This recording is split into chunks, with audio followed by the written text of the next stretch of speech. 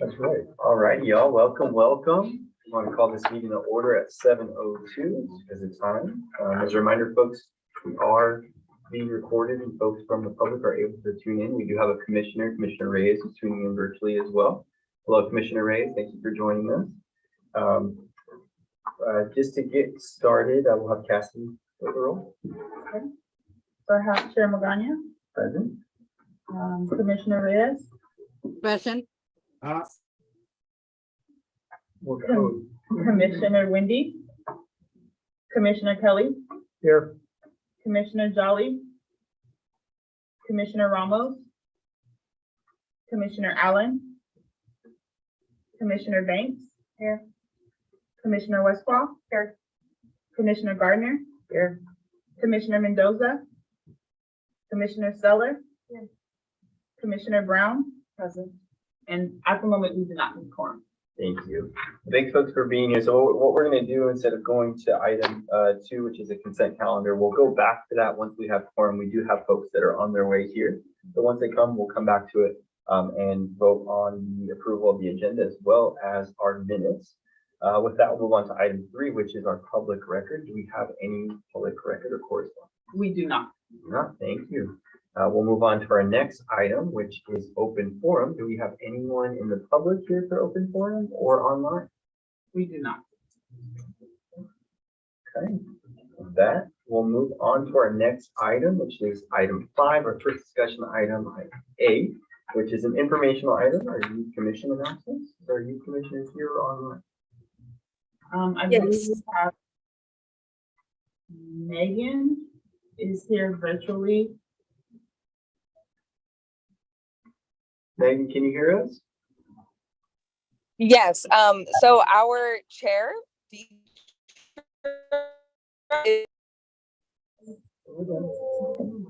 sorry, I keep trying to I'm sorry, I keep trying to unmute and it Give us a second. We may Megan. not be able to take.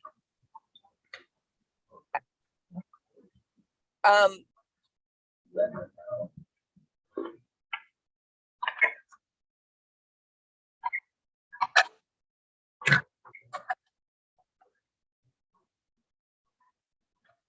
And try again. Do you want to try again, Megan? can you all hear me? Yeah. No? Okay. Um, Unfortunately, Megan. Oh, wait. Maybe. Hello? Oh, we there we go. go. Wonderful. Yay. So we're going to have Deidre, Commissioner Wang, who is our chair. She's going to. Sorry, Megan, we are unable to hear you. We're going to try to troubleshoot to see if we can figure this out. Megan also happens to be calling in from vacation in Disneyland, so maybe we just let her go and we'll submit a written report for the. Yes, Megan, you enjoy your time at Disneyland. We look forward to receiving that written report at a different time. We'll move on to item B, another informational item, which is our program spotlight, our Chicano Studies collections and East Side Dreams presentations. I'm really excited about. Yeah. Thank you. We'll have Michelle Arnett give us a presentation with the team. All right, good evening, everybody. My name is Michelle Arnott. I'm the Deputy Director of Public Services. And this evening, we're going to be talking about our program spotlight, which is on Chicano Studies, Collections, and East Side Dreams. This evening with me, we have Catherine Blackburn Reyes from San Jose State University King Library, and also Dr. Jonathan B. Gomez, who is also with San Jose State University. So I'm going to read their very wonderful bios here, so bear with me. Catherine is a librarian and director of the Africana, Asian American, Chicano, and Native American Studies Center here at Dr. Martin Luther King Jr. Library. As director, she oversees the growth, development, and programming of this collaborative space and its collections. In 2023, Catherine was one of 10 national recipients of the American Library Association's I Love My Librarian Award. In 2022, Catherine also received grants from the Social Science Research Council and the National Endowment of the Humanities and the Santa Clara County Historical Grant for her work in partnership reflecting the diverse communities of Santa Clara County and San Jose communities. Jonathan, he is a poet and assistant professor of Chicana and Chicano Studies and the faculty in residence for HSI initiatives in the Office of the Provost at San Jose State. He's the director of the Cultural Work of Poetry, a transformative pedagogy project that works in collaboration with the San Jose Public Library to facilitate poetry reading, discussion, and writing workshops for the public. This project is sponsored by a 2022-2024 California Humanities for All grant. So you're going to hear a little bit from both of them about each of their respective programs. And now I'm going to turn it over to Catherine, who is going to talk about, this is why I don't have a clicker. Oh, there you go. About term and identities. Okay. Thank you, Michelle, and thank you, commissioners, for allowing us to be here. Thank you, Jill Bourne, for welcoming us into this space and for allowing me to share this space with my colleague, Dr. Gomez. My name again is Catherine Blackmore-Reyes. I am a librarian and director of the AACNA, or Africana Asian American Chicano Native American Studies Center up on the 5th floor. I collaborate with the public library with a lot of my programming. And so it certainly is an honor to be here to share this space. So we wanted to just sort of cover some terms because I know we're having a lot of terminology. And when you're looking at the Mexican, Mexicano, Mexican-American, Chicano, Latino, and now Latinx communities, there's a lot of terms that to address us, our communities by, and really I want to say there's nothing wrong with any term, and really it's just a question of understanding the populations or the populations you speak to and what term is being used. Certainly the most current terminology is Latinx with the X. In Spanish we do recognize the A and the O, which is the female and the male, and so the X came along first with Chicana with an X in front rather than at the end to acknowledge the indigenous of the language. And now it's at the X at the end to acknowledge not just the gender, but also now the sexuality. So it includes the binary, the gay, lesbian, transgender. As somebody who has grown up in Chicano studies, Chicana and Chicano studies, I have been part of the effort to recognize Chicana studies in the field as a true academic. And I am somebody who believes that if we recognize the A, we also recognize the inequities of women in our society, and that the patriarch of men, and acknowledging that the A is still relevant in our conversation. So I guess there's really no wrong. It's a matter of what you're comfortable with and who you're speaking to. So anyways, so as I mentioned, this is the area that I oversee. It's a lot. It really came about with the development of this library. And of course, we're celebrating 20 years in this building. And it came from the what used to be the Chicano Studies Resource Center that came from the Mexican American Graduate Studies program. And the graduate students wanted a space to study and to have resources. And so when this building was being discussed, the faculty and community and students said, you can't get rid of us. You need to acknowledge us. We need our space. And so in that effort, then we came to provide a center that addresses not just the collections of the US race ethnic population, but also programming and exhibits. So there's quite a bit that we've done. I'm very proud of the work that I've been able to accomplish, not just in the center, but also collaboratively with the California Room, with the public library. And so as I mentioned, the Chicano collection is really the epicenter of how this center came about. And it's really been an effort from faculty and staff and community. So this is probably the only space that has the two communities together, that work collaboratively to bring not just, the collections, but also programming and exhibits. And so since I've been, my predecessor, who was Jeff Paul, he started with many of the materials.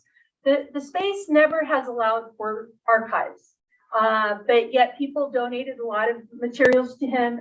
And since we have developed the digital part of the library, I've been able to move some of the print materials into a digital collection. And so that's how I've been able to start building digital collections. And so some of those have been acknowledging the Chicano Commencement, who just a few years ago had a 50th anniversary of having the commencement. I have the Danny Trevino collection that before Black Lives Matter, San Jose was key in organizing and communicating with the city hall and addressing the murder of this young man who was sitting in a car. And it was really an interesting collaborative effort. And when you had no telephones or cell phones, and really the paperwork that exists on Danny Trevino is really, really interesting, given our conversations now in Black Lives Matters and how the collaborative nature. My latest project is the Before Silicon Valley. It's a project that I've been working with Dr. Margot McBain, and we are looking at the development of San Jose, Santa Clara Valley before Silicon Valley. We're looking at the art orchards, we're looking at the cannery, we're looking at workers. And so this is a really important conversation. We're actually having a program, I think it's on October 14th at City Hall. I hope you're able to join us as we debut the work. The Acequia Institute photographs are my first real digital collection. And this is looking at Mexican-American farmers in the San Luis Valleys in Southern Colorado. And so it's looking at these farmers and how they're using the water to water rights. So this is, they're not paying for water to farm. It's an exciting development in looking at farming and agriculture in the Mexican community in Southern California. And then finally, El Excentrico, which is a longtime publication, well, not long time anymore, but it's been a very important publication of business of Mexican-American, Latino businesses here in San Jose, Santa Clara Valley. We're really close to finishing the digitizing of the color publication and making that available to the public. So that's pretty much what I've been doing. And so we are continuing to address the collection and the history of the Mexican-American and Latino population in San Jose in various ways. And it's something that obviously needs to be addressed, and it continues to be addressed. I mean, I'm only one person, but we're addressing that. So I will now pass it over to my colleague, Dr. Gomez. Thank you, Kathy. Thank you, Jill. Thank you, Michelle, so much for meeting with us and getting this, allowing us a space to share what we're doing in the community. I think, what you see here are some photos of what we call the Culture Counts Reading Series at SJSU. And these are our student members here.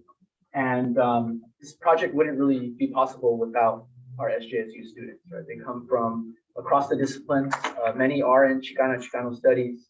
But, this project came about because in 2018, when I started teaching here, students at the Chicanx Latinx Student Success Center shared with me that the oldest historical Chicano mural in San Jose had been whitewashed, right, on the east side. And they were demoralized, right? They were expressing that they felt that their culture was being treated as if it didn't count, right? And so rather than, I listened to them, I heard them out, and I wanted to think with them about something we could do to be proactive about celebrating, honoring, and advancing Chicanx culture. And the Culture Counts Reading Series was born as a space where we could read and talk about Chicano culture. Right? We brought authors to our campus to engage students in their research And, as the years progressed, poetry became our method of convening, right? And so a lot of our students enjoyed the practice of writing creatively, right? And it just blossomed into a really beautiful project. And so I think that I'll say a few, I prepared some notes. So it convenes on a biweekly basis and includes our students, staff, faculty members, and members of the community. And we facilitate our gatherings very much how we're kind of sitting. Well, if we had one more side right here, we're doing a kind of circle, right? We sit down, so we face each other, and we facilitate our meetings through a story circle pedagogy that encourages each participant to utilize the poetry we read as platforms to tell their own stories, right? About their own experiences and about their own academic and just life interests, right? This type of teaching, I really believe, fosters the creation of new democratic spaces. And the project that has emerged now in the libraries, I think that the library is the perfect space to develop these convivial, democratic spaces for dialogue and creative thinking. And so people from across axes of identity, right? Our students are very diverse, and people, in respect for who they are, come together, listen and learn from one another, and practice a form of poetry in community that documents, describes, appreciates, and advances their needs, their hopes, their dreams of a world that they believe they're worth living in. And so in 2021, I began to meet with San Jose Public Library Administration to discuss the possibility of taking a project that was, basically based just across the campus and the student union to then be organized and facilitated at different branches of the public library system. And so thankfully, that idea was supported. And in turn, I received assistance on a grant that I was submitting, which I received from the California Humanities. And the project is entitled The Cultural Work of Poetry, a reading, writing, and witnessing series to build community in San Jose. And so our project builds on the best traditions of the humanities. Chicano poet Luis J. Rodriguez notes that poets are not special kinds of people, but that every person is a special kind of poet. And this remark does not presume that every single person can master equally the technical skills required to produce great poetry. But Rodriguez explains, however, that the participation in reading, discussion, and writing creatively and collectively can equip everyone with an augmented capacity to recognize the beauty and worth that lies within themselves, as well as the skills to discern value in undervalued places and undervalued people, and to become creative thinkers capable of improvising solutions to the problems that they face, even with limited materials. And so with the Cultural Work of Poetry project, I did not just deliver academic humanities content to the public. Rather, I use artistic practice as a means of calling into community or calling into being new social relations and new social practices based on the unique opportunities that the humanities offer. And as I mentioned, the San Jose Public Library has been a perfect space to engage in this creative work with students. Our workshops have led to exciting collaborations. So since fall 2022, our project has worked closely with educators at Silver Creek High School to organize twice monthly poetry reading, writing, and discussion workshops at Hillview Library. Our program was supported by a 2023 Abierto grant from the city. Can you go a couple of slides? Oh.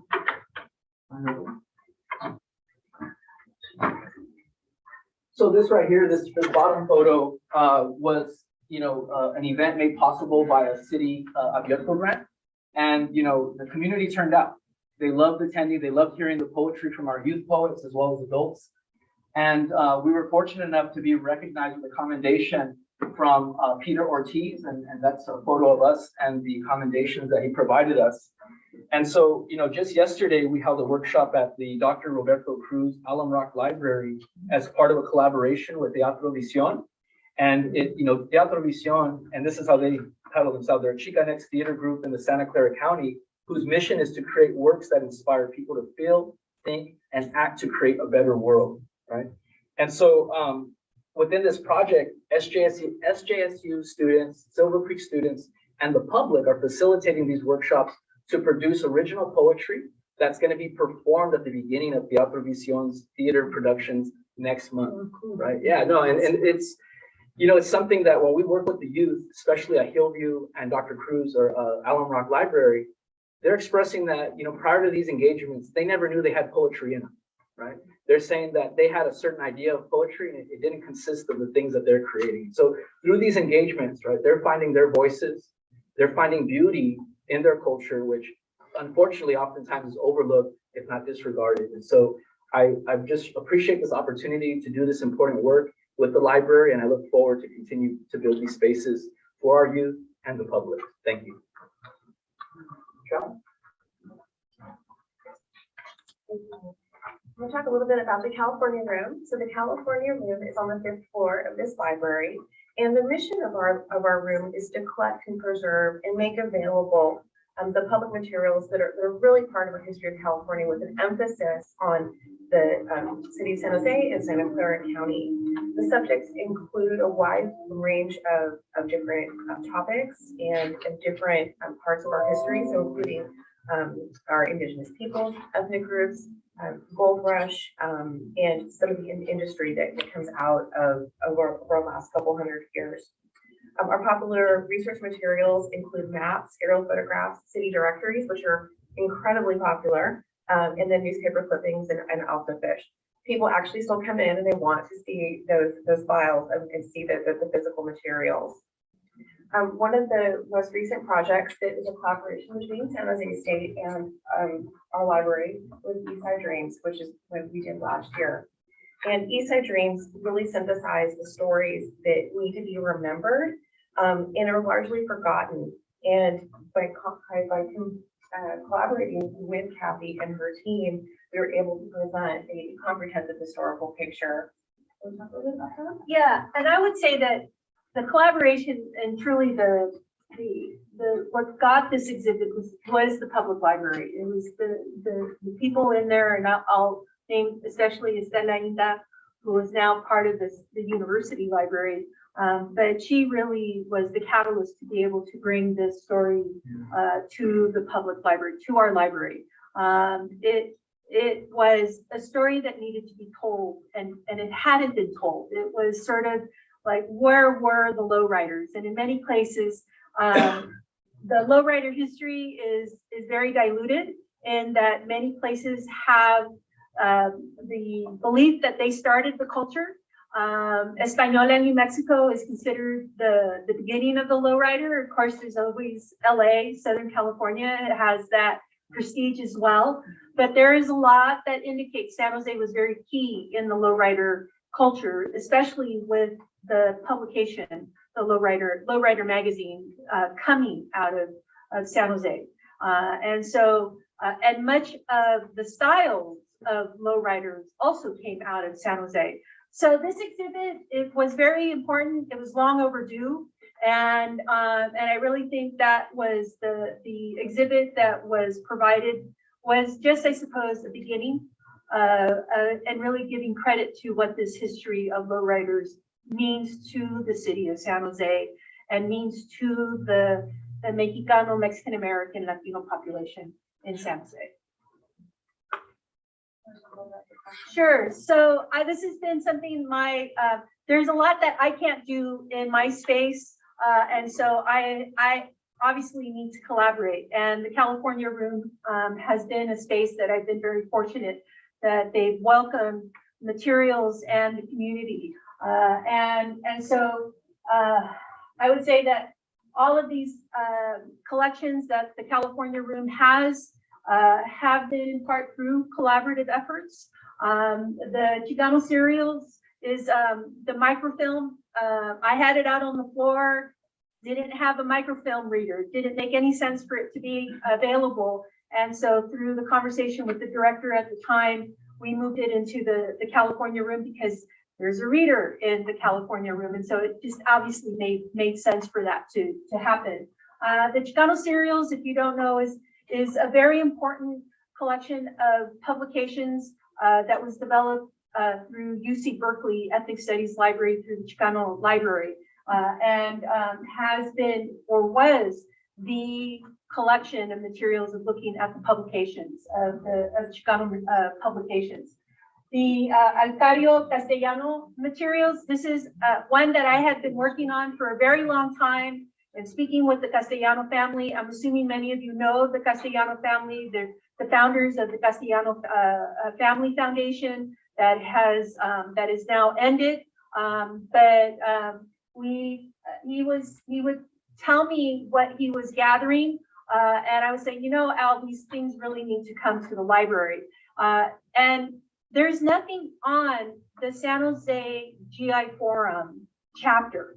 And the San Jose American GI Forum chapter, which is, if you don't know, the GI Forum is the veterans. So these are the veterans coming out of Vietnam, was the largest chapter outside of Texas where it was founded. So the work they did here in San Jose, which was the 16th of September parades, the Cinco de Mayo parades, they were huge. And they were massive. They used to take over the whole city. It's amazing the work that these men and women did, and his videos and photographs document this very important history that has not been written on. It's only been footnoted that the San Jose GI chapter was very active and the largest chapter outside of Texas. So very excited. I understand from Shane Curtin, the current librarian of the California room, that the photographs are almost completed. We have the videos digitized. That was through one of the work that I did with the grants that I received. And they're currently getting the metadata, and we're going to work to get those videos available online. So it's going to be available to the public and for all users. And the lowrider, we discussed the mariachi sheet music. I couldn't convince my library to do something with this. And I'm like, Shane, we need to do something with this music, you know, because San Jose is also incredibly central in the conversation of the mariachi music, right? Mariachi history. And so he agreed. And so I'm hoping that we'll be able to do something more. We just have to get over this thing about copyright. So, and then again, El Excentrico, we worked again to get the magazine digitized through the California Library, revealed. And so that's in black and white. And so now we'll have the color version available soon. And so going forward, you know, clearly we have this really committed and amazing partnership and this opportunity to collaborate both with each one of our departments and our institutions, but also with the public, which is what we're really about.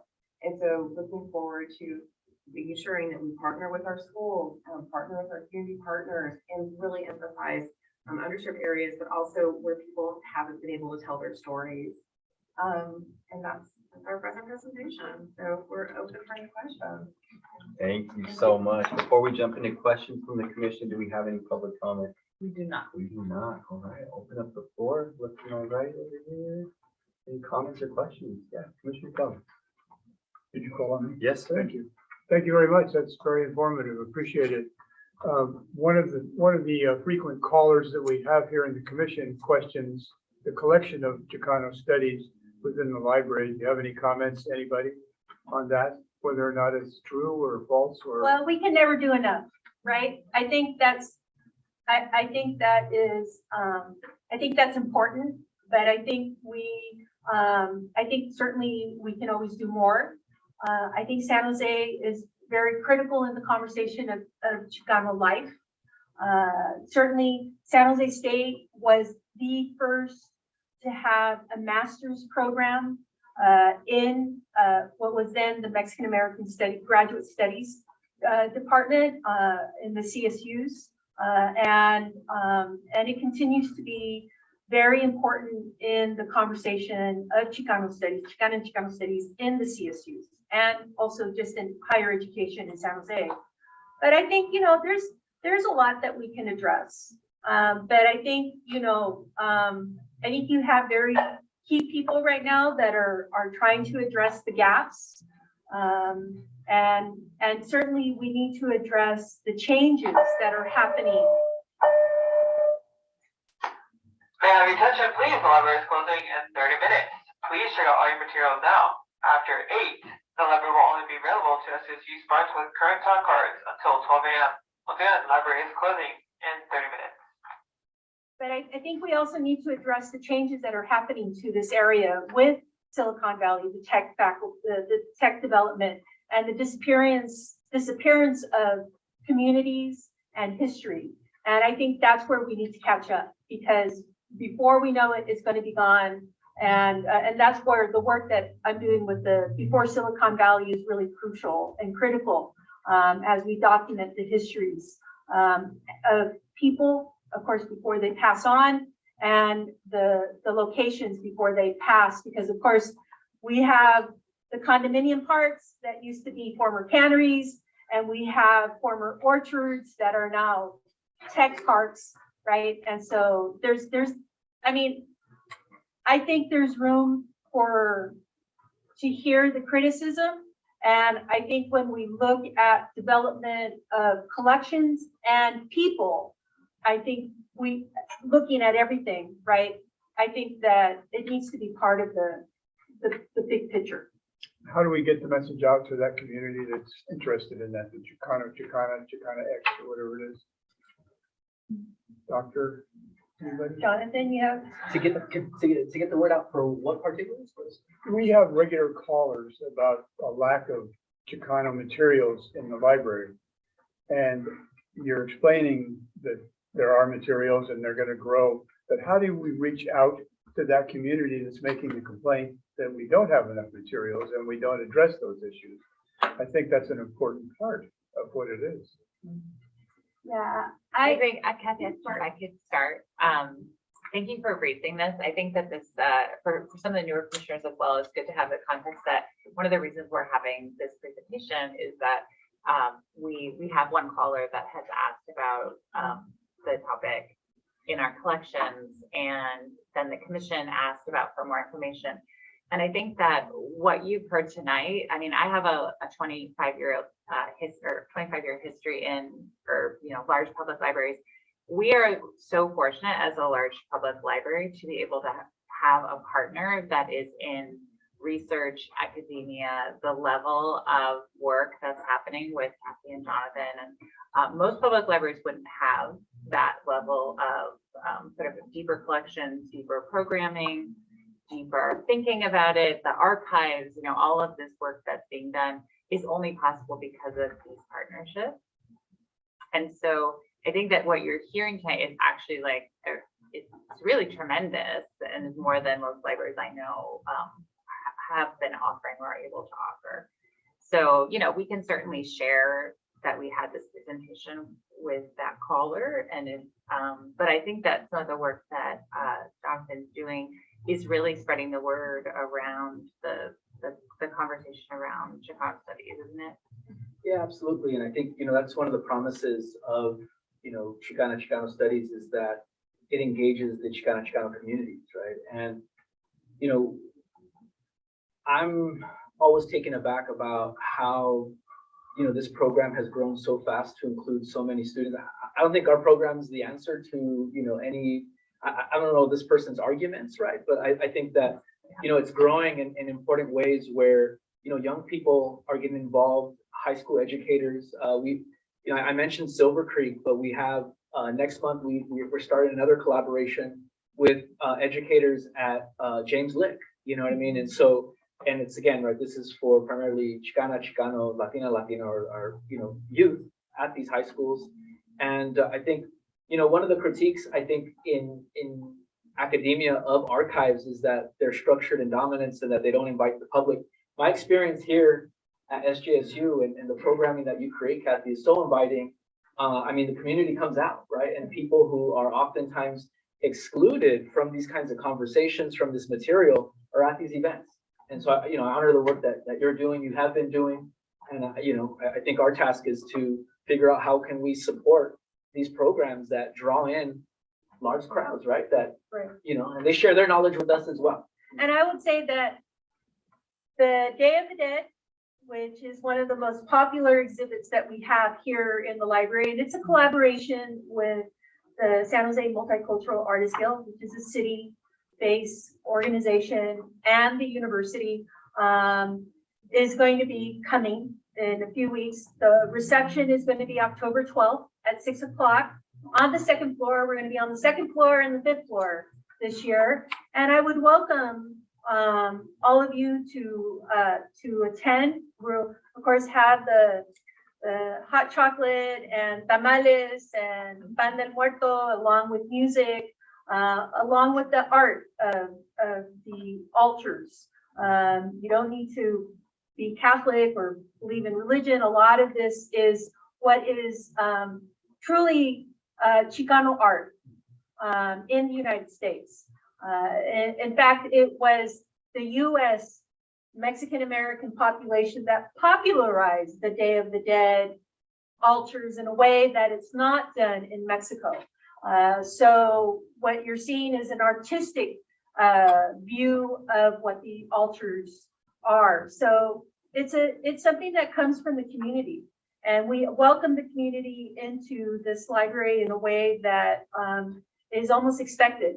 I'm actually very overwhelmed this year with this idea, but with this exhibit, but it comes on its own, you know, and people are very excited for this. And I hope we can bring in the King Calavera again this year, which is another popular item for the Day of the Dead. It's, you know, I think there's room for criticism for everything. And I think if this gentleman is saying there's not enough, there probably isn't. But I think we are trying to address it on both sides. Because I would say, yeah, I don't think there's enough. I think there are gaps that we need to address.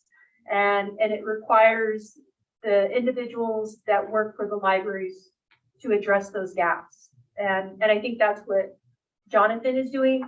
And he's doing it in the branches.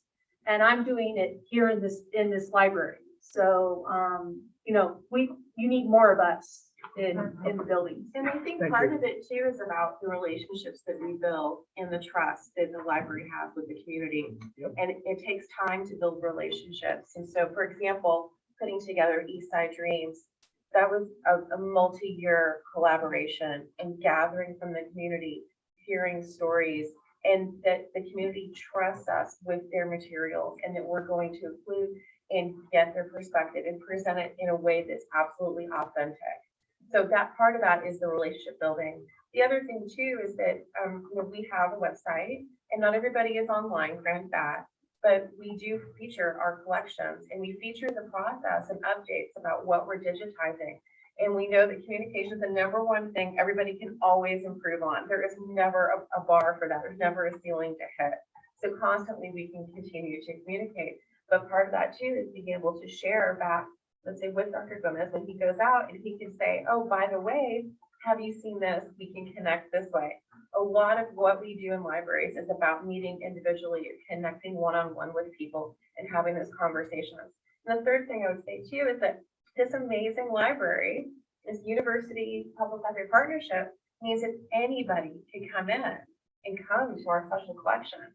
You don't have to just be a university student. You can peruse the archives and you can peruse the staff. So that is incredibly important and very, very unique and special to this community.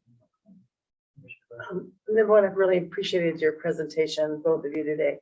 My question is that like groups like La Raza Historical Society are documenting history and oral history. And do you have a connection with these groups like Latina Coalition, especially for the students to know what community resources are out there for leadership, et cetera? Is there dialogue happening between you all, what they're doing at the Raza Historical Society is somehow gonna make its way here, or there's some sort of conversations there, or with some of our other leading Latino groups that are developing leadership programs and advocacy activities that maybe students or other community members might want to connect? How is that connection happening? Yeah. Well, we are certainly, our disadvantage with the Raza Historical Society is that these are people that have lived the history. So they have the materials and they have the connections. They have that trust that Michelle has spoken to. And so it has been, they have a vision that they want to build in establishing La Raza Historical Society. And so they're not quite with us yet in that sense of that They want to build their house, they want to build their Right. archives, they want to build themselves as a resource. And so we certainly want to support that. But you know, that's a lot of work and it's a lot of money. And so we keep telling them that we have the space, we have the archives, we have the ability to protect the materials that you're collecting. And right now their money is going into trying to build a house, right? And at the end of the day, that house doesn't belong to them. But, you know, they're determined, they've been advancing, and there's a lot to credit them in what they're doing. And so we are communicating with them. We are making ourselves available to them, but it's, you know, it is, I would say in my own part, it's difficult for me to see what they have, and it's in a house that is not protected, you know, so it's challenging. But, you know, they're doing good work, and they are collecting the items that need to be collected. I think as far as, you know, the other groups, we can only do as much as we're able to be part of, right? And this is part of that before Silicon Valley, right? We got to collect the stuff before it's gone. But part of this is that, yeah, things end up in people's garages. And Tell me about it. you know, and that's the trust, right? That we have to acknowledge. And I think institutions like libraries have never been necessarily part of that community development, right? So who do they trust? How do they trust, right?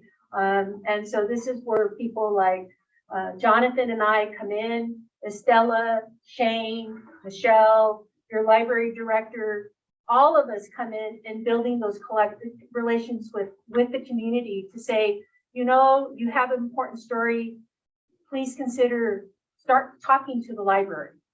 We can have a space for this.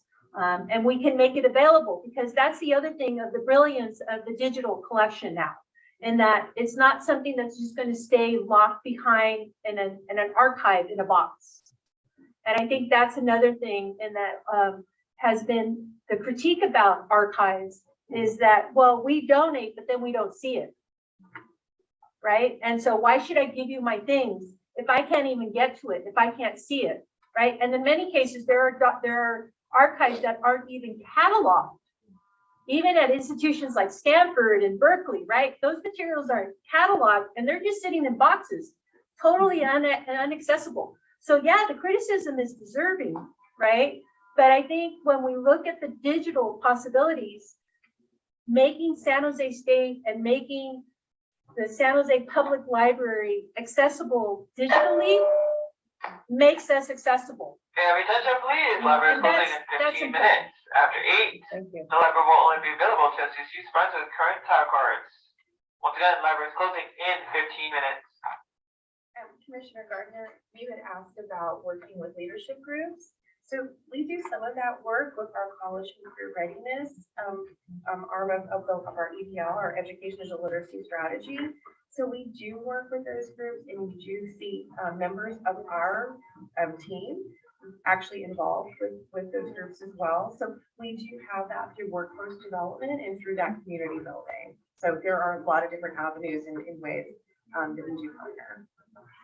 Be kind of cool to convene all those groups together for this presentation and dialogue together. I like the word "and" better than "or," and so I'd really like to encourage, and you know, I think there's many of us in this room who know all those people, and have them also come and be in this space and learn from each other together. Might be a good way to begin the "and" word instead of the "or" word. So one more thing. I think we have one question, and we'll take one more just because of time. So we have a question online, and then we'll take a question. So Commissioner Reyes, since we're having technical issues, she put in the chat, the cultural work of poetry, is it open to everyone? Yes, it is open to everyone. And, you know, both here on our campus convenings as well as at the branch libraries, of course. Commissioner Brown? I just, you know, I managed to come out and to the East Side Dreams and loved so much hearing the narrative from the people that lived it. I thought that was so rich and beautiful, and the display out of all the portraits of families and their history and more into the culture that was local. How much of that was the event? I mean, here we had this great crowd that had, some of them hadn't seen each other in decades or so. It's like a reunion you got to witness. How much of that was documented to maintain, or was it just, I was lucky to be there in the moment? I'm not sure. I think there was people taking photographs. I think there might have been videotape. So I would assume that it's going to be part of the archive. But yes, it was very important. And in addition, we did also have the programming that we had. I would say it was amazing to have the participation in the programming. I almost feel like there was more in there than there was for the celebration of El Teatro Campesino, 50th anniversary. So just to sort of show you on that, but anyway. I know that we're wrapping up, but I did want to say that I think that's one of the reasons we had originally scheduled the East Side Dreams update, was that that process of bringing the community together to create this archive and then was documented as well. But what we had talked about was then really using that as a catalyst to focus our California Room development in the future is really around telling some of the untold stories of our community. And so you'll be seeing more as we're able to build the budget, which is one of the topics tonight, and some of the work that's going to be done in the next few years around that collection. And right now you have the Filipino exhibit happening in the California. much. So, Yes, yeah. thank you for what Thank you're you very doing for the much. community. Thank you very much. All right, folks, we are going to go back into the order of our agenda and go back to item 2 now that we do have quorum with our consent calendar. As a reminder for folks, this includes the approval of our agenda as well as last month's minutes. With that, I'd like to entertain a motion to approve consent calendar. I think we have a motion. Do we have a second? Second. We have a motion from our vice chair, a second from, I heard it over here first, sorry, Commissioner Keller. So Commissioner Brown, any other discussion? Seeing none, all those in favor, please say aye. Aye. All opposed, all abstaining, passes. We'll then go back, we just finished B, 5B, so we'll go to C, which is our budget overview. And as a reminder, our last item was an informational item, which does not require any action. So we will turn it over for our budget. Yep, and as she takes the podium, I'll introduce, as most of you know, Andrea Maestre is our administrative officer. She leads the budget development process and works with our budget subcommittee that develops the budget message for council. And so tonight is the meeting where Andrea goes over the basic budget for us so that then it kind of leads into budget development for the following year. Andrea? Okay, good evening, everyone. As Jill had indicated, my name is Andrea Maestre. I'm the library's administrative officer. And so the first slide we're going to cover today is what is the library's budget? And so as Jill had indicated, there is a budget process that will be kicking off shortly, but the current year budget is already adopted. And so just to go over briefly, our operating budget is a little over $59 million. Our capital budget, $23 million. And we have a number of funds that contribute to the budget of our operating. The largest is the general fund, which is the city general fund, which is kind of unrestricted. And on our capital side, we do have some bond funding that's remaining. And then we also, you'll hear more about it in the next presentation. We also had applied for a grant and received about $8.7 million. So we have that programmed into our 5-year budget. And so that's kind of one of the pieces in our capital budget. We also have construction and conveyance tax. We get about 14% of the city's total construction and conveyance tax. And then we have a portion of our bond that is remaining to be spent. So the largest part of our operating budget is in fact our staff. And so we have 619 positions. And so that is 81% of our operating budget. And so the remaining amount of our operating budget is for, supplies, utilities, our partnership here with San Luis State, and some contractual services. And so that kind of summarizes our current year budget. This is an important slide to kind of take a look at our budget year over year. And so as you can see, the green is federal funds. So we did receive some federal funds in 21 and 22 and 22, 23. And so you can see that our budget increased, and a lot of that was, digital equity support, some additional support in terms of childcare. And so a lot of those one-time funds that we received in the green were related to those programs. In the blue, that is the general fund. You will see a slight dip in 2021. And some of you that were on the commission might remember that during the pandemic, the library was forced to reduce our hours. So all of our branch hours were reduced from 47 hours a week to 43. And so all of our, and then at King Care, down from 77 hours a week to 73 hours a week. And so with that reduction, we reduced staff as well as supply budget and contractual service budget. So it was a pretty big impact to the library budget. But then you will see in 21, 22, we had a little bit of a bump up in the general fund. And some of those increases included one-time add back of some of those hours. And that was only at 13 branches that were supporting lower resource communities. And so it wasn't a full add back of hours and a full restoration of hours. And so it was great, but not a full restoration.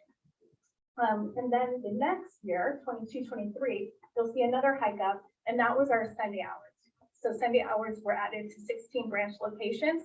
So now we are in the current year where we're kind of stabilized. You'll see a little slight decrease in the general fund. And the reason why, some of our funds in 22, 23 that were general fund were one time. So those went away. So now we're in 23, 24.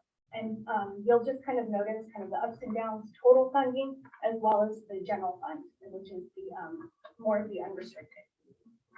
So that is just kind of an overview of what the budget has kind of moved around during the pandemic and where we're at today. Now we're going to jump into what was the budget direction for developing the current year budget. So the budget direction that we receive every year from the city manager's office is issued in December. So it's typically around mid-December. And so as a department, we can't wait until mid-December to start planning our budget. We have to start much earlier. So when we get the budget direction, we really have to pivot and start figuring out, okay, what are we as a department going to do? And how are we going to align all the stuff, all the work we've done and everything that is our priorities within that kind of direction. So the current budget was developed based on this particular direction, which was to evaluate the department's highest priorities and risks, and to offer actions that could reallocate resources. And so what that means is, as a department, look at all the programs you're offering, look at all the services, and prioritize them and identify any that you think that you could either reduce or that you could reallocate to other areas that are higher priority. Evaluate and recommend high priority one-time programs in the general fund and American Rescue Plan Fund, and reallocate resources to focus on these priorities. So it was an acknowledgement that the federal funds were going to be going away. So any of those programs that were on a one-time basis, if we wanted to continue. Attention please, library is closing in 5 minutes. 5 minutes. After 8, the library will only be available to assist use funds with current time cards. Once again, the library is closing in 5 minutes. If we wanted to continue or prioritize any of those programs, we needed to figure out how we're going to fund those, and we needed to identify those as one of our risk areas that we wanted to prioritize. And then we have the opportunity to allocate resources to a small handful of key policy priorities. Those are mostly projects or programs that aligned with what was already in practice, or that were aligning with the mayor and city's budget priorities. And then, of course, the city had their budgeting for equity review process, which was implemented 2 years ago. And so that process is continuing and kind of evolving every year.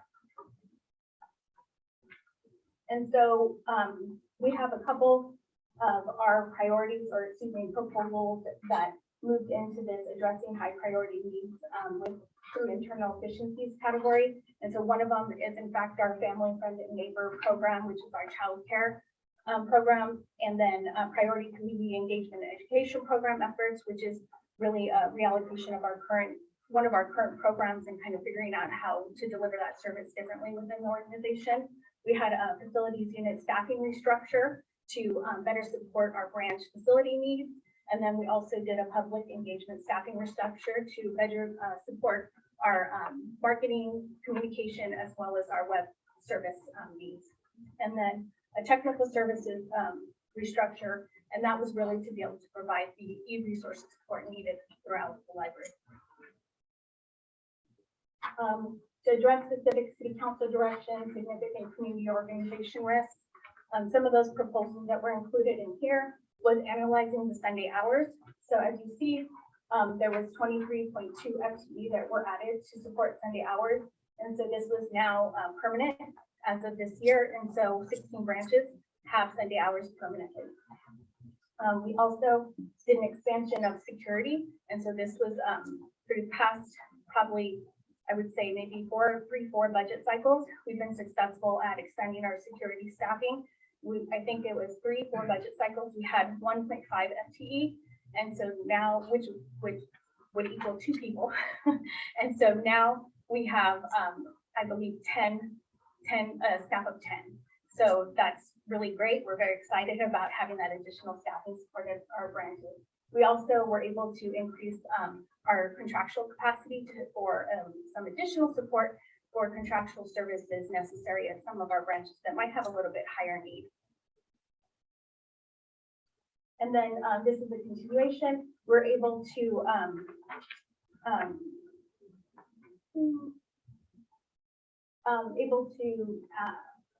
analyze 2 positions during that are associated with our Digital Inclusion Fund grant program. And so both of those positions were on a one-time basis for a couple of years. And so now they're made permanent. And so we're very excited about that, as that's a key priority for the library as well as for the city. And then we were also able to analyze a division manager and a network tech position to continue to deliver all the digital equity and empowerment priorities for the city. And we also have one-time funding for devices. And so we're, as part of that proposal, we're working also on the transition plan for some of those that working towards having people apply for other programs and kind of figure out what amount of devices is the right amount to have on an ongoing basis. Budget proposals that did not move forward. And so these proposals were in fact submitted by the library department, and they were not supported and didn't move forward. And so one of them is expansion of our security staffing. We did get the 4 additional senior security officers, which is great, but we also requested 2 branch managers, senior librarians. And the thought behind this was that branches that might have a little bit higher need, higher security incidents, or perhaps just higher need, higher volume, we wanted to split those branches.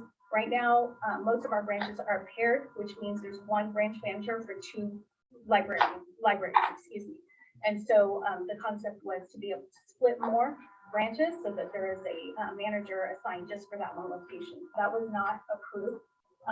We also were in support of removing fines for everyone, and that did not move forward either. And so although they didn't move forward, these are obviously still continuing to be priority for the library and the community, to be quite honest. May I have your attention, please? The library is now closed to the public. Access study hours are now in effect. SCSU sponsors with current talk cards may remain until 12 a.m. All others must exit the building. Once again, library is closed. Access study hours are now in effect. Thank you and have a safe evening. So it's important to note that there is another process through the budget process where the mayor issues a June budget message. In the June budget message, there are certain priorities that have been identified by the mayor that get included in the adopted budget. And so these items here were included in the mayor's June budget message. And so one was a increase into the youth commission budget of $11,000 for leadership skills. Another one was continuation. Last year on a one-time basis, we received approval through the same process in the mayor's budget message to waive fines for seniors on a one-time basis up to $5,000. And so this year again, it's a one-time basis up to $5,000. And then we also received funding for our partnership with Hispanic Foundation of Silicon Valley. And that amount is in $25,000. And then we also received funding for a partnership with Escuela Popular And that is $15,000. So all of these items were added to the library budget as a result of the mayor's June budget message. And those last two are direct, our college and career readiness programs are working with, in partnership with those two organizations. And so now we move into what does the budget process look like moving forward? So we know what our adopted budget is this year. We know what the mayor supported, what the library proposed. So this year now, moving into the budget process, there is this thing called the annual report, which is going to be wrapped up in October, which is kind of closing out last year and finishing, kind of getting us that closure so we can start moving on to this year. And then November through February is kind of looking at our mid-year budget. What does our budget look like? Are there any adjustments that we need to make in our current year budget? And then October through January is when we start preparing and submit budget proposals. Budget proposals are always due at the end of January. And so when you get a direction memo from the city manager's office mid-December, you know, having 1 month or for potentially 5 or 6 weeks to complete budget proposals with the holidays isn't feasible. So we always kick off our process in October. And then, like I said, once the direction memo is received, we make adjustments. And we have to figure out kind of what our priorities are and how they align with the budget direction. And then in February, there'll be the mayor's budget town hall meeting. And then we'll also have a commission do their budget position message. And so this is when we'll form an ad hoc committee in the future. I think it's next month. We'll get volunteers to be on the budget subcommittee, and you guys will put together a budget message, which is the types of proposals or types of things that you want to see in the city's budget, upcoming budget for the library. And so that will be coming back to the commission in February for review. And then in March is the mayor's March budget message. April is when the mayor finalizes the proposed budget, and when the city manager's office and us finalize all the budgets. May, the proposed budgets are released, and then June is the mayor's June budget message, and then just budget approval. So the things in May and June, there will be a lot of opportunity for public comment, for public participation, for anyone to advocate for any of the services that they want to see in the proposed budget. And so as we get closer to those days, we will provide that information to the commission. And that, I think, is it. Thank you. Okay, so any questions? Before we jump, any questions? Do we have any public comment? We do not. All right, let's open up the floor. We'll look to my left this time. Commissioner Brown. It's always a race side to side. I was going to ask about the senior late fees with a cap at 5,000. It was that last year. Did we get close to it? Would their numbers get to be it? And then piggybacking on that, when you greet a senior with their late fee and you say it's waived, do we invite them to donate or the late fees they would like to, or how is that handled? So we were just right under that 5. So we were right there. And then as far as I am not aware that we are offering them to donate anything. No, it's very, it's an awkward process to implement if you think about it, because a lot of times folks are returning their materials. They don't bring them to the desk, you know, like, you know, in a different model of libraries, I guess. And so what we did was we created a senior category. So a senior library card patron type, essentially, that would allow us then to see which patrons in that category had late fees. And then those we just forgave as they come in, because it's all automated, you know, everything is automated. So when we first given that amount, we were thankful for the idea, but it was just very difficult to actually implement. And so I think, correct me if I'm wrong, Andrea, but the last year, the total amount of late fees for the entire city was about $35,000. So, you know, administratively, it would actually just make a lot more sense to waive all late fees. And so I just don't think I don't think budget reductions were on the table last year, essentially because of all of the negotiations that were having to happen around accommodating the one-time funding from the federal funds, and the loss of that felt like a cut already to the city. So it wasn't something that was considered. Yeah, the commission did put it in their memo last year. Thank you. Commissioner Kelly. What is a senior? It's defined as, is it 55 and over? Actually, I did 5 and over. So we It did 5 changes and all over. the time. Yes, it does. Is it that right? Michelle? Yeah. Thank you. My concern is on the proposal for adding 2.0 full-time senior library positions for dedicated managers. You're going to include that again in this current budget? I'm not sure. We'll have to see. Yeah, where we're I at. would really want to see that if I can put forward that. I work a lot with the various branches, and when there's not a dedicated manager on site, we don't really know who to turn to, because I don't know if we have assistant managers in the libraries or not. So I'd be a big proponent of having a dedicated manager in those libraries that you're concerned about. I don't know which ones those are. Please. Well, you can be on the budget. I was gonna say. Yeah. Yes, I think that I think you articulated one issue well, that when, it was the budget reduction that had happened prior to my tenure here.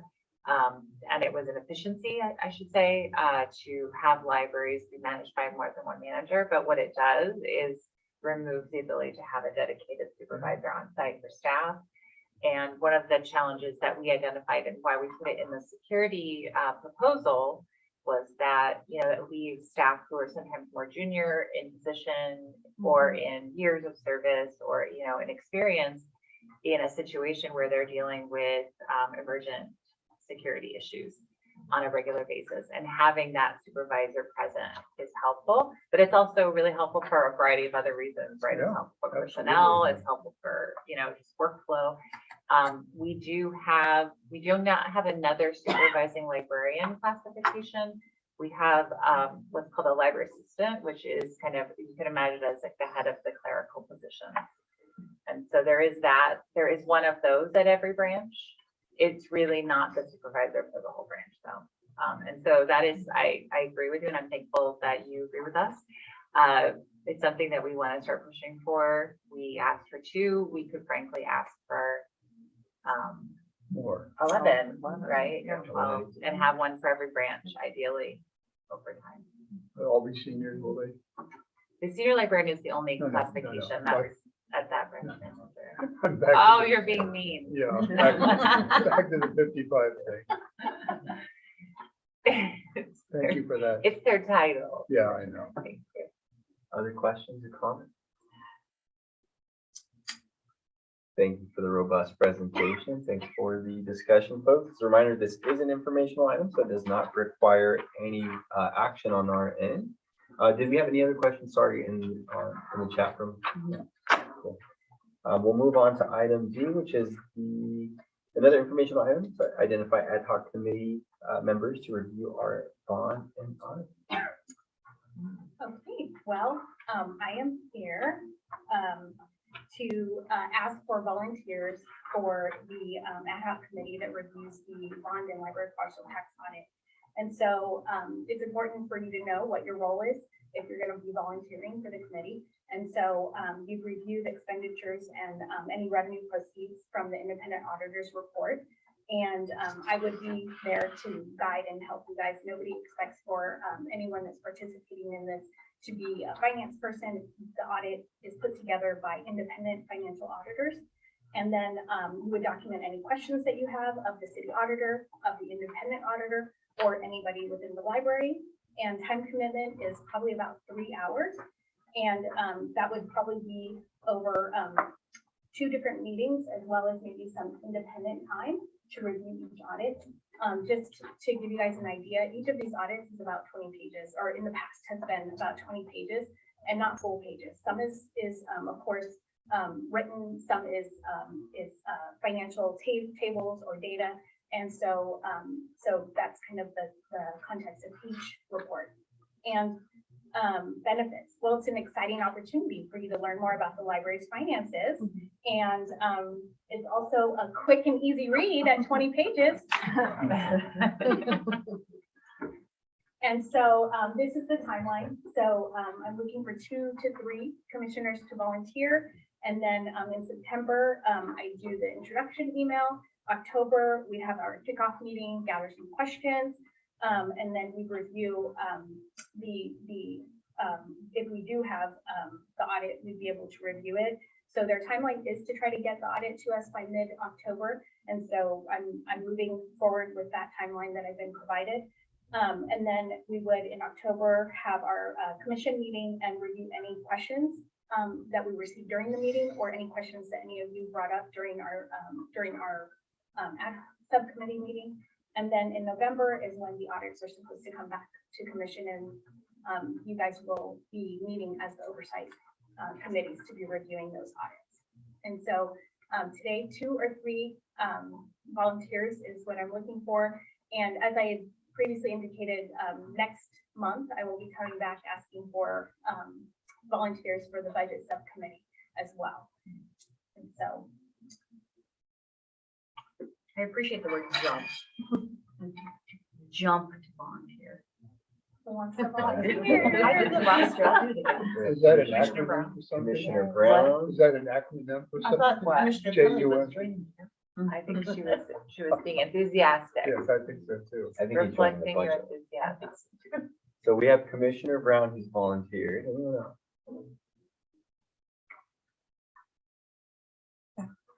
Yeah.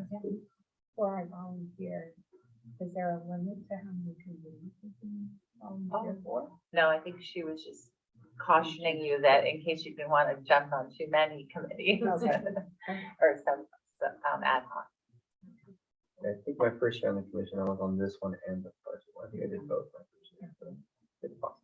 And we added this process You because, volunteer? Yeah, okay. while others of you think about it, I guess we have 2, so we're good, but, you know, when we do convene as those subcommittees, the auditor's report is very, it feels very quick and there isn't a lot of detail. I mean, there's a little detail given. And so some commissioners in the past have felt like they really wanted to understand their, you know, a little bit more. And so this gives you that opportunity if you'd like to be part of that.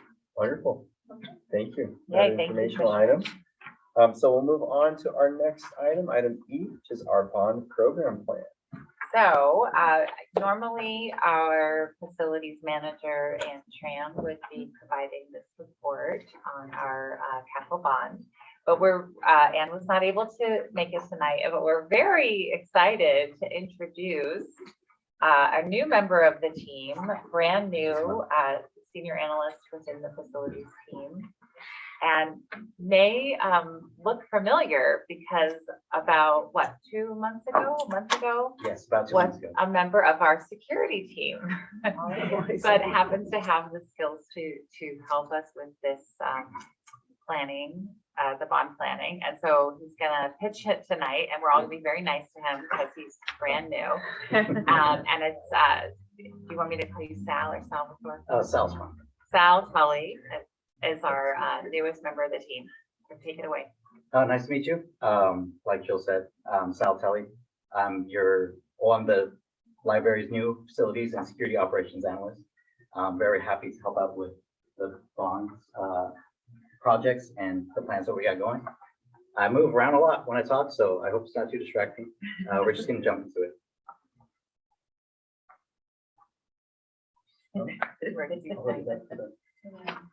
Okay, I'll do that.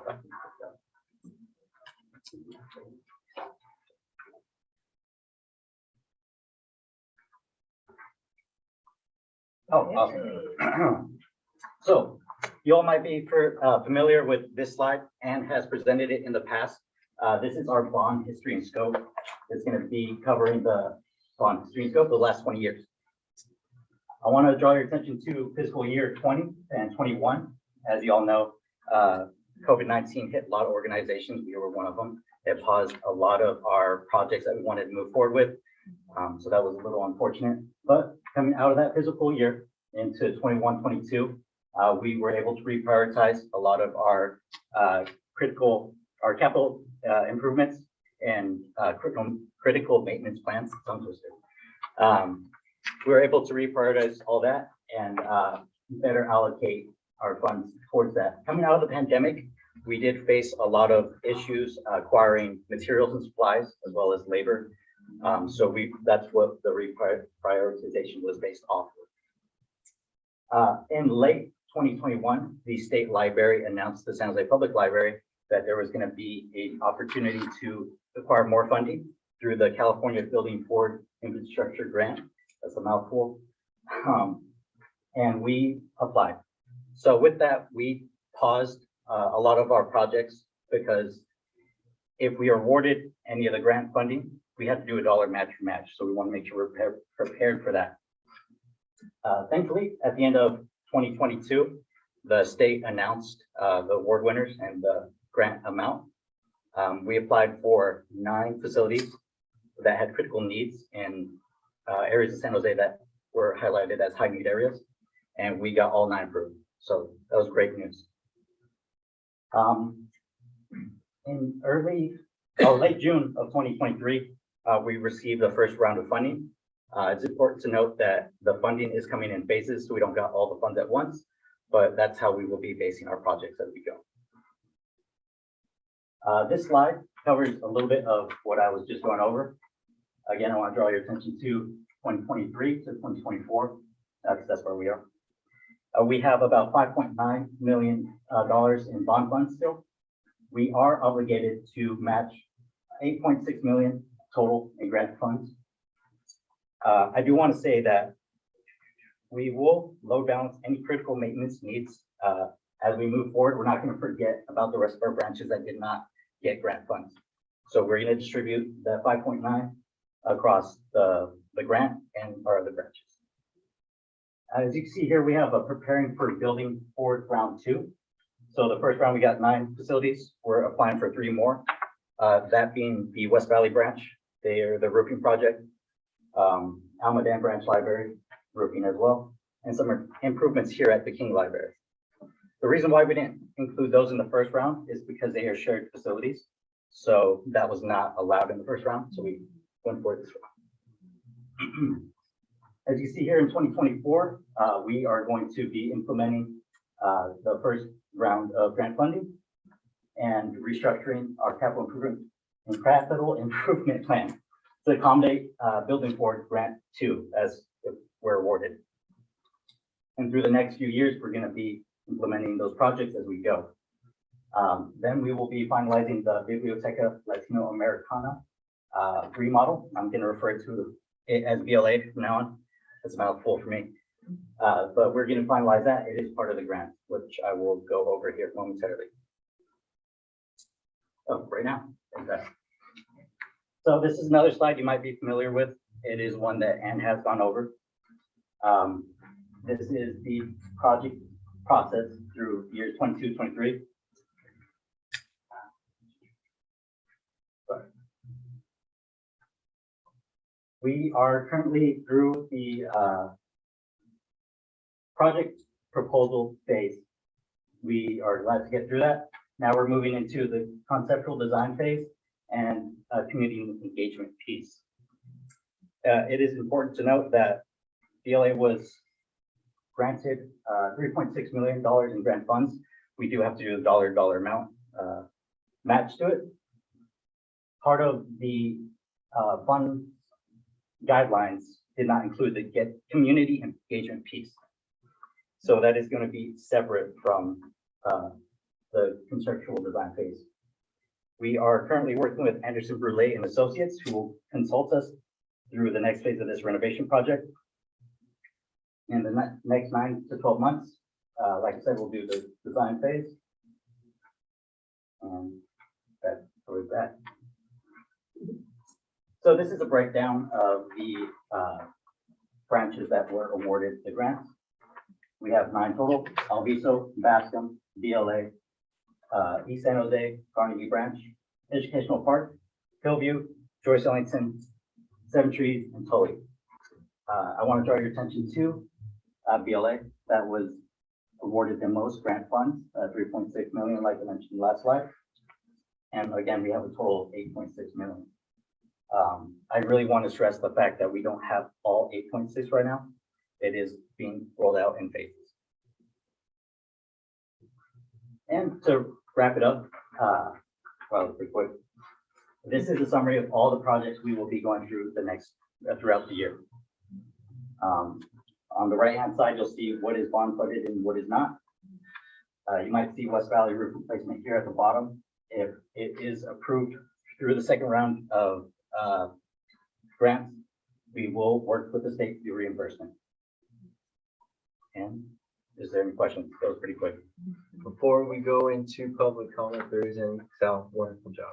Thank you. Great job. Any public comment? None at this time. All right, we'll start to my right this time. Commissioner Coe. Yes, you turn to the right. Chief, I beat her this time. You have the floor. Question, which you may not be able to answer. I'm very interested in the BLA project. You're looking at 2 years minimum, right? It is a multi-year process. I can't guarantee anything. You're but showing 9 to 12 months and 9 to 12 months and 4 to 5 months, so we're probably, that's the dream. yeah. Yeah. So it's longer With than that? working with our public works partners, it all depends on the materials and supplies that they can allocate as soon as they can, but that is the dream, Is it a renovation or a tear down rebuild? a renovation. So the footprint will be the same? I don't have the exact answer off the top of my head. That is a larger project than the other branches, which were that's a larger project than the other Yeah. branches, which were critical infrastructure. So as Sasha said, we are launching that soon, and we are going to include a community engagement process.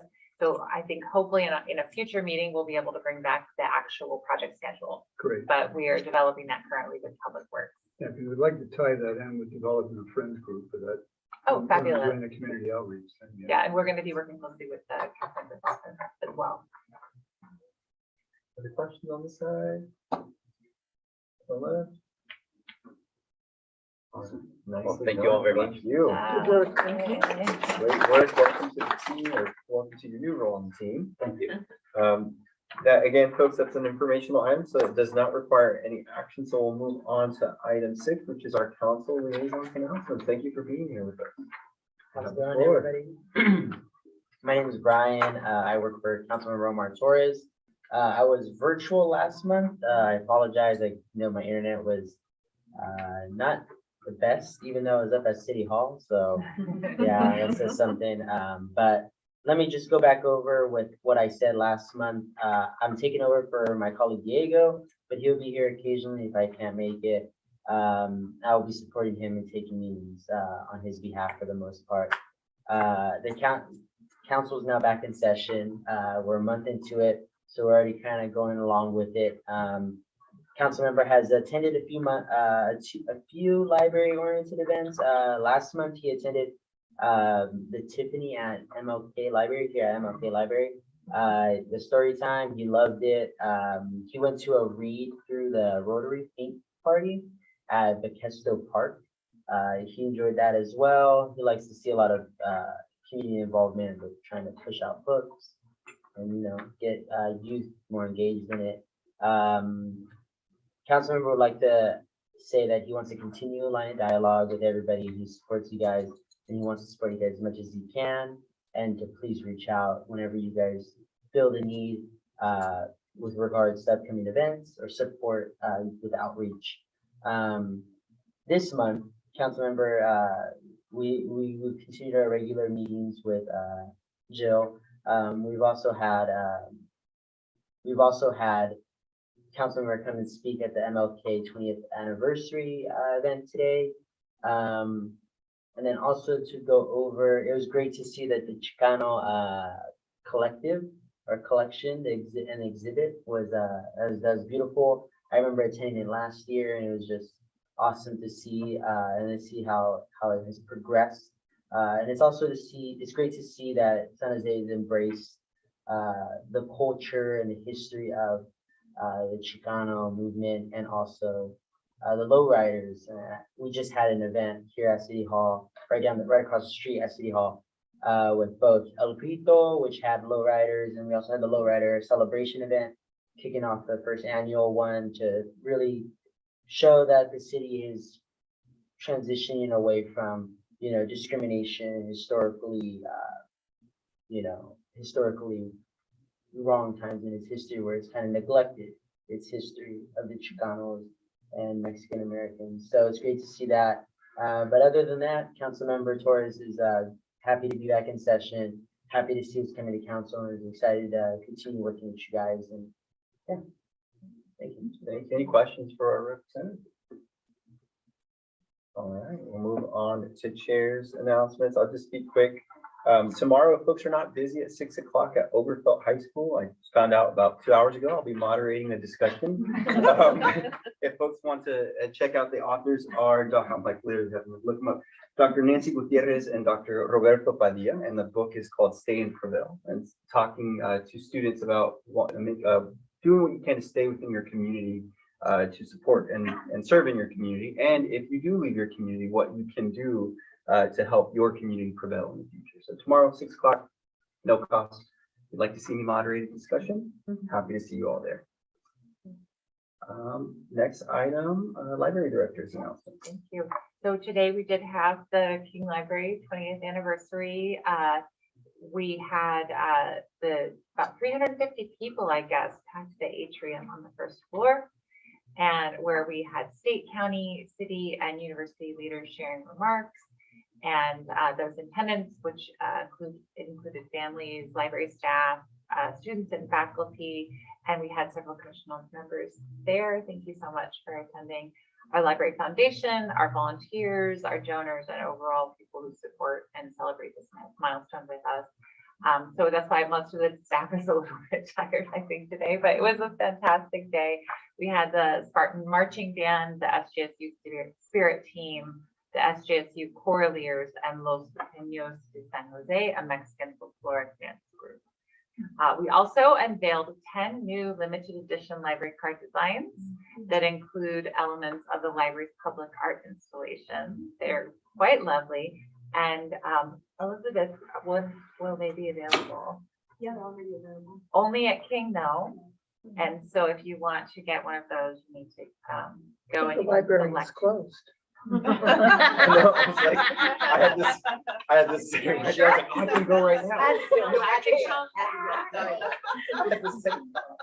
She has them right with her. You'll have to come back. Sorry. I actually have this back in my own. Save you one. Okay. We also have a new exhibits at the King Library. We have a wonderful exhibit called Pinoy Rising Filipino Americans in Santa Clara Valley. The exhibit focuses on the first wave Filipinos who immigrated to the U.S. and settled in Santa Clara Valley, especially in San Jose's Pinoy town during the first half of the 20th century. There are artifacts, historical photographs, and various materials generously loaned by the descendants of these pioneers. The exhibit is on display in the California Room on the 5th floor through November 30th. Plus, there will be a special event with guest speakers scheduled for October 14th, which is a Saturday. You can get all the details on our website at sjfield.org/PinoyTown. And please place them on your calendars. So it's going to be a great one. Next, we have, you may have noticed on your way to find this room tonight, we have an amazing exhibit called World on the Move, 250,000 Years of Human Migration. So the library was we're proud to be selected to host World on the Move, which is an interactive traveling exhibition that aims to expand the public conversation around the topic of human migration. It was developed by the American Anthropological Association and others, and it will be on display here through October 20th. So we were one of only 15 libraries nationwide selected to host the exhibit. And so for more information on that, it's at sjpl.org/WOTM. I will confess tonight was the first time I got to explore it. So it looks like really, really cool. We also have some month-long celebrations and programs. We are, of course, celebrating National Hispanic Heritage Month. We're recognizing the contributions, cultures, and heritage of Hispanic Latin Americans. We have celebrations across the branches from September 15th through October 15th. So we have a full calendar that is available on our events page. And if you ever have any questions, of course, let us know. We provide more information about that. It's also National Library Card Sign Up Month. There's always a month, right? For over 35 years, the American Library Association and libraries across the country have joined forces to promote and increase the number of library card signups during the month of September. As you all know, having a library card means having access to a massive collection of physical and digital books, as well as tech devices and hotspots, learning resources, and so much more. So we want to thank every single member of our library, and we encourage everyone to exercise their right to access the library by signing up for a free membership online or at a branch.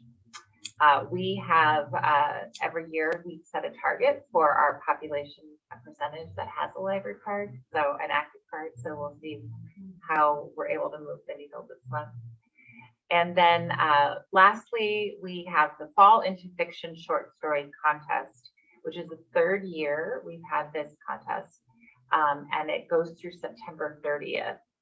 So entries are published in our library's short edition platform, and prizes are awarded for first, second, and third place winners in each age category.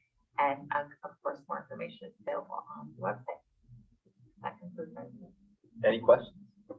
I'm just curious, the traveling exhibition, is that paid for jointly with San Jose State, or does that come out of the public library side budget? So I believe any costs associated with it, we cost shared. So we did it as a partnership. We applied and were awarded, so I don't believe there were significant costs. Yeah. Other questions? Only comments? We'll move on to our next item, and thank you for the update. Appreciate it. We'll move on to comments and announcements. We'll start off with our friends groups. Commissioner Kelly. Thank you very much. I was on vacation most of August and I had a wonderful time. But part of it I was spent in Portland, Oregon, and I had the opportunity to go to Powell's bookstore. Yes, raise your hands and hallelujah. The largest bookstore in the United States. And it's 1 square city block, 3 stories high in Portland, Oregon. And it was important for me to go there because they have a rare and collectible books section. And in the friends groups, we have lots of rare and collectible books donated, and we don't know what to do with them, price-wise and how to retail them. So part of the next All Friends meeting, we'll be discussing that topic, but also I was able to meet with the manager of the rare and collection book area at Powell Books, and she's going to serve as a help for finding some way to market all branches of books, not just a couple of them. But that was really an exciting thing that my wife and I did, was to walk all the way to Powell Books from our hotel. I encourage everybody to go look at that. It was really exciting. Also, I was for meetings attended. I was at the luncheon today. I've got my, I'm not going to take this off. I'm going to let it run off because it was such an attractive little band to wear. So that was a lovely event. Thank you for having that. It was really interesting when Councilmember Cohen gave his talk, because he indicated that he was a commissioner way back when the library that we are sitting in was in its rebuilding stages. So there's hope for you, Jose. Anyway, any meetings attended by commissioners? Any other meetings attended by commissioners?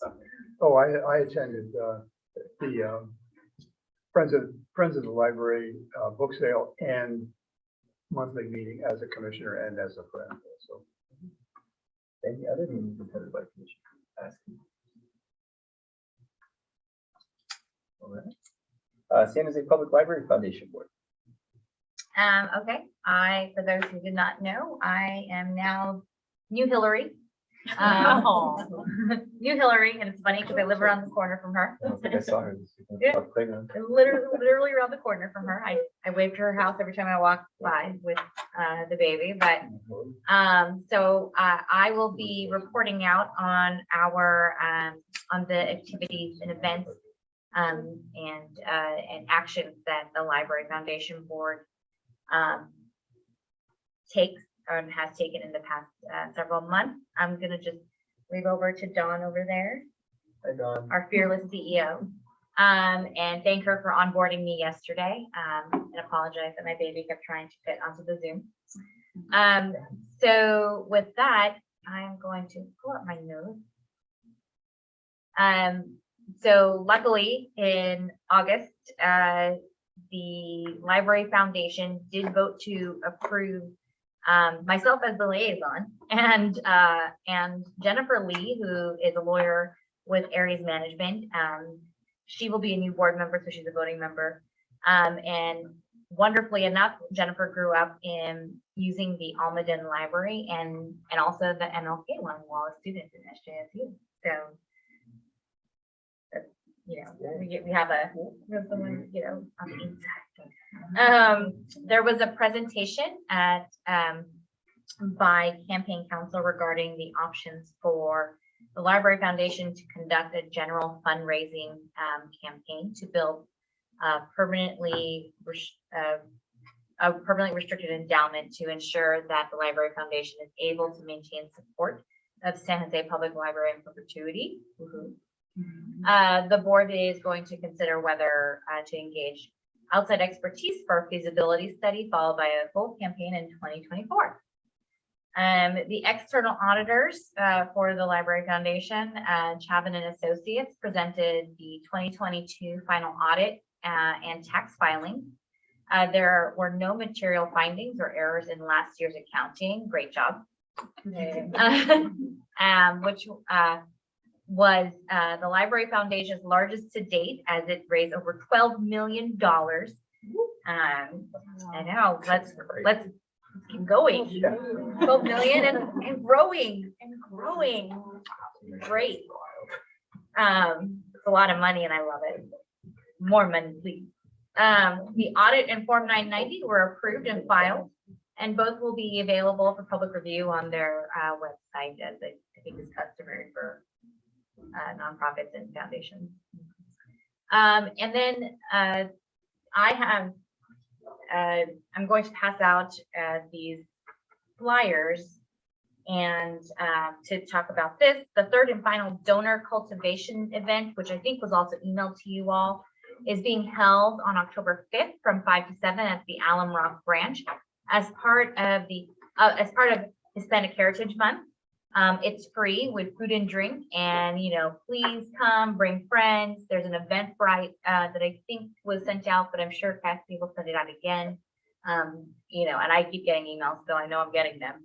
And yes, bring food, bring kids.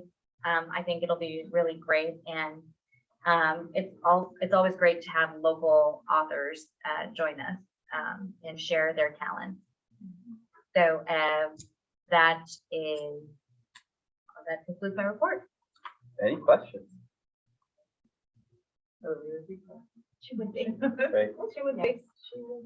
I'm gonna wave again when I did you proud. Oh. All right, we'll move on to item 10, information and upcoming opportunities for commission participation. As a reminder for folks, go to www.sjpl.org, check out the calendar, lots of items there. Any items for future commission meeting agendas from our commissioners? Yes, Commissioner Kelly. I would really love to learn more about the Youth Commission. We could have a presentation on them and learn a little bit more how they're selected, what they do, and how they're replaced. Any other items? All right. Okay, folks, that does conclude our meeting. As a reminder for folks, our next meeting is October 18th, Wednesday, 7 p.m. at the Edenville branch. We adjourn at 8:41. Thanks, everybody. Move to approve.